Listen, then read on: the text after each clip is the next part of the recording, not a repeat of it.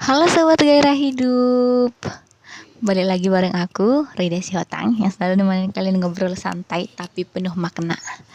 Oke, hari ini aku bawain materi dari buku Ajar Konseling Karir karya Asyah, Erwita Ika Violina, dan Sophia Mawadah. Tahun terbitnya itu 2022.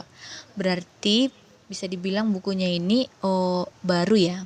Buku ini khususnya di bab 8, yaitu adalah perkembangan krisis dan transisi pada karir dewasa. Topiknya ini penting banget loh, soalnya kita semua cepat atau lambat itu bakal ngalamin yang namanya krisis dan transisi dalam perjalanan karir. Menurut Donald E. Super, karir itu bukan cuma soal kerja, tetapi sebuah proses seumur hidup. Artinya apa?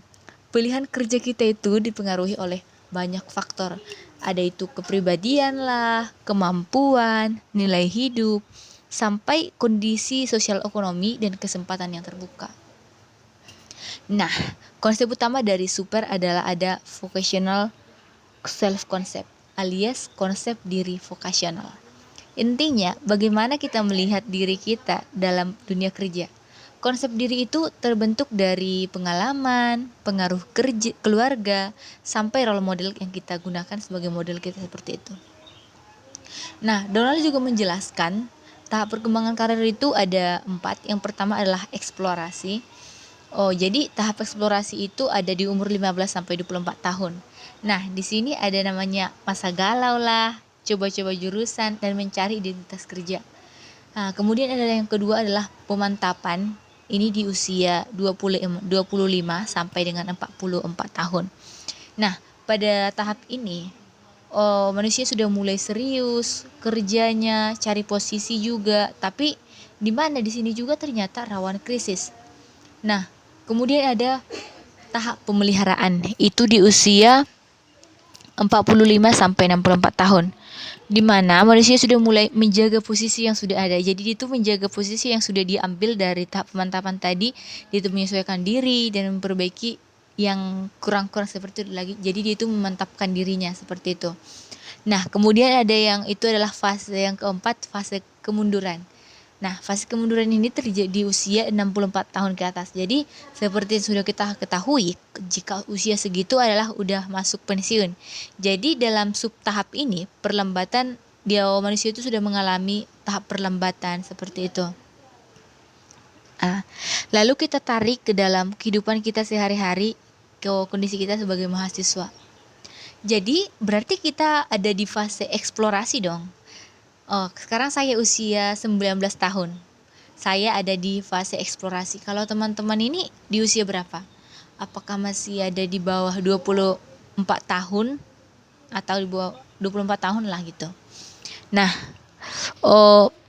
dalam fase eksplorasi ini sering muncul pertanyaan, bahkan sampai sekarang pun saya itu sering berpikir dalam benak saya, cocok nggak ya jurusan ini sama aku? Apakah nanti pekerjaan yang saya temukan cocok nggak sama passionku nanti? Apakah aku sanggup seperti itu? Nah, setelah fase itu, lalu setelah lulus nanti kita namanya masuk ke dalam fase pemantapan. Nah, di sini banyak yang mengalami krisis. Contohnya itu adalah udah kerja tapi salah jurusan seperti itu. Kemudian ekspektasi kerjanya nggak sesuai sama kenyataannya. Nah, teman-teman, kalau kita tarik dalam kehidupan sehari-hari, kondisi kita sebagai mahasiswa, kita sekarang ada di fase eksplorasi. Nah, makanya sering muncul pertanyaan dalam benak kita, terutama saya sendiri, itu saya sering pertanyakan kepada diri saya, cocok nggak ya jurusan ini sama aku? Nanti kalau bekerja aku gimana ya? Cocok nggak sama aku? Pokoknya kita itu bertanya-tanya, bingung seperti itu.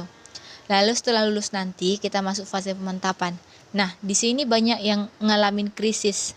Contohnya itu dia udah kerja tapi merasa salah jurusan. Banyak loh yang seperti itu. Kemudian ada ekspektasi kerjanya itu nggak sesuai dengan kenyataan. Contoh nih, kita yang berpikir kerja sebagai guru itu menyenangkan, ternyata itu nggak menyenangkan loh.